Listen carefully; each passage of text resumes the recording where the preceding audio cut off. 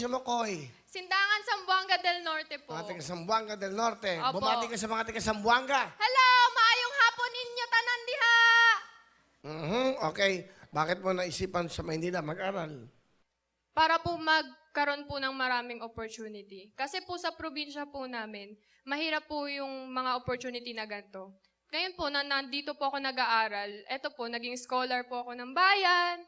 Ganun po. Kaya masaya po. Ano ba ang trabaho ng tatay mo? Ano po, pareho po silang teacher po ng nanay ko sa Galing nga, public. wala pa natin, ha? Ng mga Zamboanga del Norte, Koy. Koy, sino kasama mo? Pinapakilala ko po at maganda ako, sexy na nanay, si Mama Jing! Hello, Will! Kumusta? Okay, Nanay Jing, you're a teacher. You're a teacher. Wow. Opo, dalawa kami ng asawa ko po. Sige, ano gusto mo sabihin sa iyong anak? Be, kahit nag-isa ka naming anak, napakaswerte namin dahil yun nga, ang bait mo at lagi ka nakikinig sa amin ni tatay mo. Sana, lagi naming sinasabi sa'yo na lahat gagawin namin at ibibigay namin sa'yo.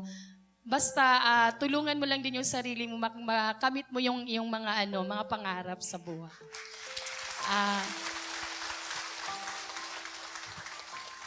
Ma, salamat po sa lahat ng mga paghihirap niyo sa akin.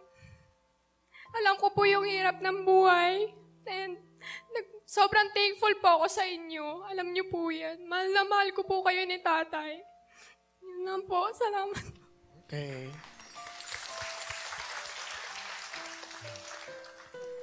Yun ang masarap na tawag, tatay, nanay. Pilipinong-Pilipino.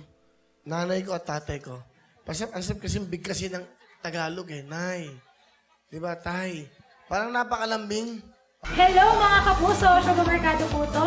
Nagustuhan niyo ba ang mga video na to? Marami pa kami inihanda para sa inyo. Mag-subscribe lang sa official YouTube channel ng Wowowin. Don't forget to hit the bell button para lagi kayong updated!